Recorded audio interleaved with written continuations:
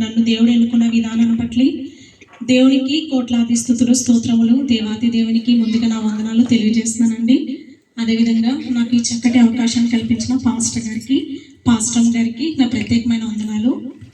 అదేవిధంగా ఇక్కడ కూడి ఉన్న ప్రతి ఒక్కరికి కూడా నా ప్రత్యేకమైన వందనాలు నేను తెలియజేస్తున్నానండి. అసలు ఈ రోజు మనం ఏం జరుపుకుంటున్నామండి, అందరూ మాట్లాడాలి. అలా సైలెంట్గా ఉంటే నా ఇక్కడ నుంచి చెప్పిన వాళ్ళకి కూడా అసలు మీకు అర్థమవుతుందో లేదో కూడా నాకు తెలియదు అనమాట. ఈ రోజు ఎందుకు వచ్చామండి మనం ఈరోజు చర్చ్కి? ఈ రోజు ఏంటండి? గుడ్ ఫ్రైడే అంటే శుభ శుక్రవారం అని కూడా మనం అనుకుంటాం కదా. ఒక మంచి వ్యక్తి చనిపోయాడు అనుకోండి, అయ్యో ఎందుకు చనిపోయాడు, మంచి వ్యక్తి అని అనుకుంటాం.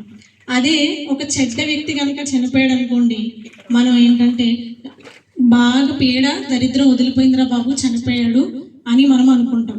కానీ యేసు ప్రభు వారు చాలా మంచి వ్యక్తి.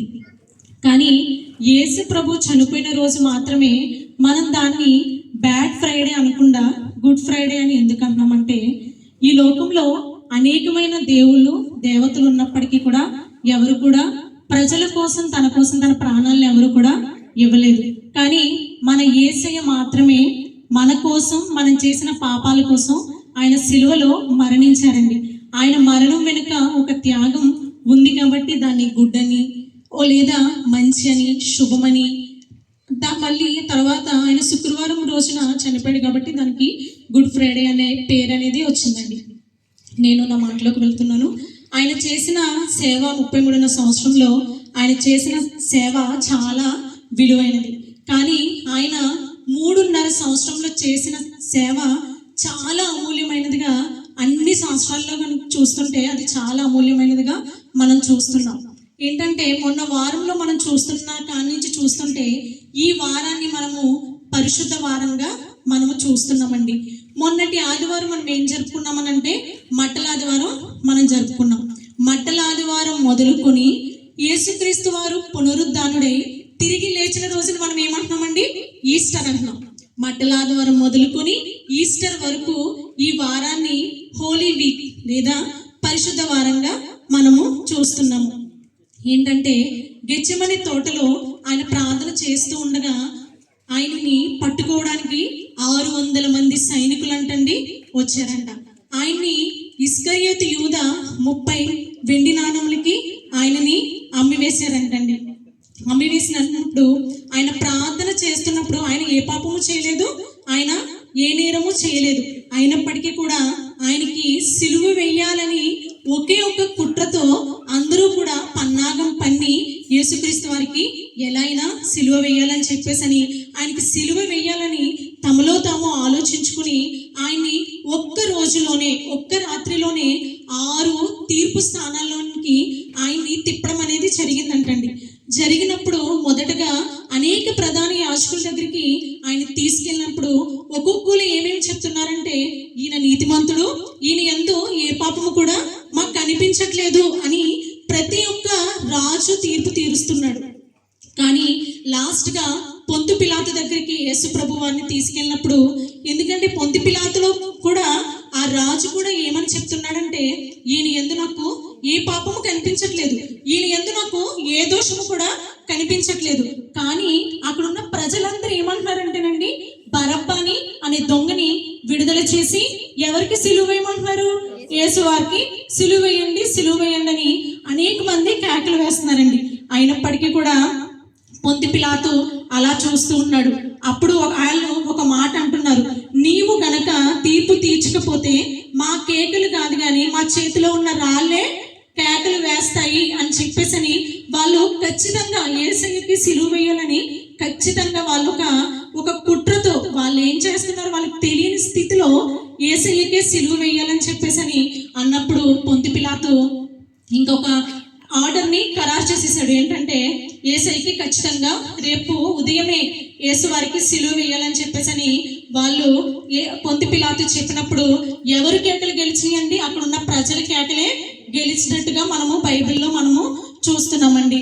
ఆయన ఏమని చెప్పారంటే, గబ్బాత్ అనగా రాళ్ళు పరిచిన స్థలం అని అర్థం అంటండి. కపాలం అనుకున్న స్థలంలో యేసు వారికి సిలువ వేయాలని చెప్పినప్పుడు ఆయన 9 గంటల నుంచి మధ్యాహ్నం 3 గంటల వరకు కూడా సిలువలోనే వేలాడుతూ ఉన్నారంటండి. 9 నుంచి 3 గంటల కాల వ్యవధి, అంటే ఆ మధ్యలో టైం ఎంత అంటే 6 గంటలు. 6 గంటలు కూడా యేసయ్య సిలువ మీద అలా వేలాడుతూనే ఉన్నాడండి.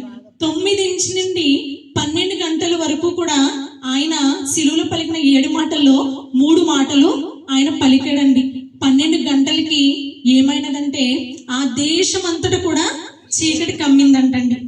ఎందుకంటే మానవులమైన మనము ఎలాంటి వాళ్ళమంటే సాయం కోరుకుని ఆ సాయం తీరిపోయిన తర్వాత మనం ఎలా మాట్లాడతామండి, ఇంకా వాళ్ళకి మనకి ఎలాంటి సంబంధం లేనట్టుగా మనం ఉంటాం. కానీ ప్రకృతి మాత్రం అలాగా చేయలేదండి. ఎందుకంటే ప్రకృతిని సృష్టించిన యేసయ్యను ఆయనకి ఏమీ తెలియని వాడిని సిలువ వేస్తున్నారని ప్రకృతి కూడా అవలంబించిందంట. ప్రకృతి కూడా వాటి పనుల్ని చేసుకున్నాయంటండి. సూర్యుడు కూడా నల్లగా కూడా అయిపోవడం అనేది చూస్తున్నాం. 12 గంటలకి సూర్యుడు దగ్గర ఎండగా ఉంటది కానీ చీకటి అయిపోతుందండి, ఎక్కడ కూడా మనం చూడలేదు. ఈ 6 గంటల వరకు కూడా యేసయ్య సిలువలో 7 మాటలు కూడా ఆయన పలికారండి. మొదటిగా యేసుక్రీస్తు వారు పలికిన 7 మాటల్లో కూడా ఆ 7 మాటలు చాలా విలువైనదిగా మనం చూస్తున్నాం. మామూలుగా చెప్పాలంటే, మీకు అర్థమయ్యే విధంగా నేను చెప్పాలంటే, ముందుగా మనకు ఒక బాబు కానీ ఒక పాప కానీ ఎవరన్నా పుట్టినప్పుడు వాళ్ళు చిన్నప్పుడు మాట్లాడుతున్నప్పుడు ఎంత ముద్దుగా అనిపిస్తుంది మనకి.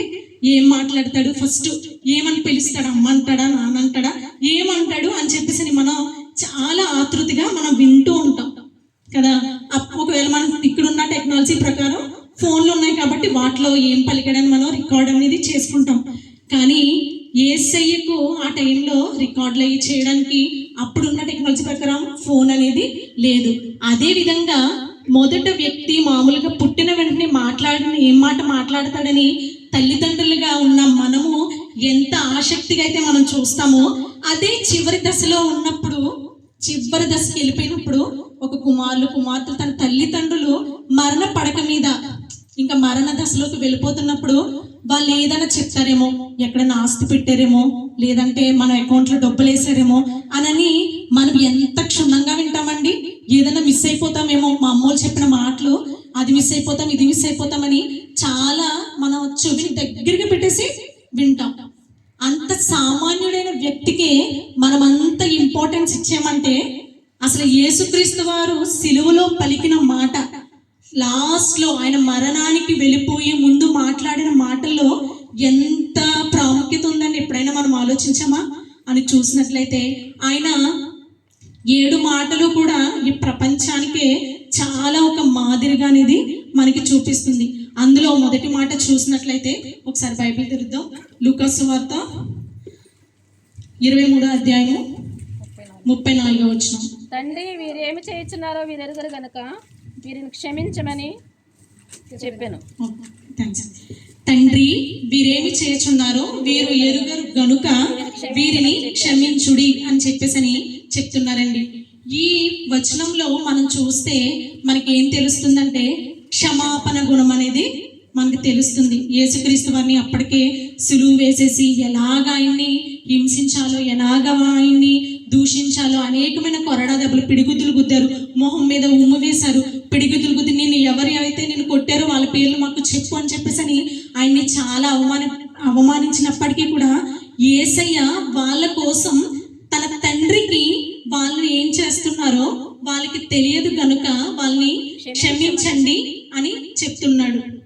ఎందుకంటే క్షమాపణ కలిగిన హృదయం మనలో ఉందంటారండి. మనలో అసలు ఉంటుందా ఉండదు, అసలు మాట్లాడాలి నాతో ఉంటుందండి. క్షమాపణ కలిగిన హృదయం మనలో అనేది అసలు ఉండదు అసలు. ఎందుకంటే యేసుక్రీస్తు వారు చెప్తారు ఇంకొక వచనంలో చూస్తే, మత్తయి సువార్త 5వ అధ్యాయము 44వ వచనం. మత్తయి సువార్త. నేను మీతో చెప్పునదేమనగా, మీరు పరలోకమందున మీ తండ్రికి కుమారులై ఉండునట్లు మీ శత్రువులను ప్రేమించుడి, మిమ్మల్ని హింసించు వారి కొరకు ప్రార్థన చేయండి. ఏం చెప్తున్నాడండి? మీ శత్రువుల గురించి ప్రార్థన చేయండి. ఇంకేం చెప్పి, మిమ్మల్ని హింసించే వారి కొరకు మీరు ప్రార్థన చేయడానికి చెప్తున్నారు. ఏంటంటే మనం మన పొరుగు వారిని ప్రేమిస్తామేమో కానీ మన శత్రువులు మనం ప్రేమిస్తామండి అది అసలు మనకు అసలు జరగదు. జరుగుతుందా? మన పొరుగు వారినైనా మనము ఏంటంటే ప్రేమించగలం, కానీ మన శత్రువుల్ని మనం ప్రేమించడం అనేది అది అసలు రేర్ అన్నమాట. ఎక్కడో 100కి 2 3 ఉంటారు, అంతేగాని మన శత్రువులు కూడా ప్రేమించేంత గొప్ప మనసు మనలో లేదు. కానీ యేసుక్రీస్తు వారు ఆయన్ని అంతలా హింస పెట్టినా, అంతలా బాధ పెట్టినా కూడా వాళ్ళని ఏమనంటే క్షమించమని తండ్రిని ఆయన వేడుకుంటున్నాడు. అదేవిధంగా మిమ్మల్ని బాధ పెట్టు వారిని, మిమ్మల్ని హింసించు వారిని, మీ శత్రువులను కూడా మీరు క్షమించండి అని యేసయ్య మనకి చెప్తున్నాడు. ఏంటంటే ఇంకొకటి నేను చెప్పి ముగించాలనుకుంటున్నానండి. పేతురు అడుగుతాడు ఏంటంటే, యేసయ్య అదేంట నీ పొరుగు వాళ్ళు తప్పిదం చేసిన ఎడలా నేను 8 మార్లు క్షమించాలన్నప్పుడు యూదుల చట్ట ప్రకారంగా 3 మార్లేనంటండి. కానీ మన యేసుక్రీస్తు వారు అలా అయితే చెప్పలేదు. ఏమన్నారంటే, నీ పొరుగువాడు తప్పుదము నీ ఎడల చేసిన ఎడల క్షమించు అని చెప్పేసి తను వచ్చి నీ దగ్గరికి వచ్చి అడిగినప్పుడు నువ్వు క్షమిస్తానే ఉండాలని యేసుక్రీస్తు వారు చెప్పాడండి. అంతేనా? ఎందుకంటే ఒకసారి క్షమాపణ కోరినప్పుడు మనం క్షమించగలిగిన హృదయం మనలో ఉండాలి. ఏంటంటే ఒక పట్టణంలో ఒక రాజు ఉండేవాడంట. నేను ముగిస్తున్నాను, నేను ఎక్కువగా టైం తీసుకోను. కానీ నేను చెప్పేది ఏంటంటే, అనేకమైన గుడ్ ఫ్రైడేలు, ఈస్టర్లు అన్నీ వెళ్ళిపోతున్నా కూడా మనము ఇంకా మార్పు చెందకి ఇలానే ఉంటే మనకి గుడ్ ఫ్రైడే అలా వెళ్ళిపోతూనే ఉంటాయి. ఇప్పుడు జరుగుతున్న యుద్ధాలు అన్నిటికీ కూడా మనం ఎలా ఉండాలంటే క్షమించే హృదయం మనము కలిగి ఉండాలి. మనం అందరం కూడా ప్రేమ కలిగి, సహోదరి ప్రేమ కలిగి మనం అందరూ ఉండాలని, నేను చెప్పిన మాటలు ఏదైనా తప్పు ఉంటే నన్ను క్షమిస్తారని ఈ కొద్ది మాటలు దేవుడు దీవించి ఆశీర్వదించును గాక.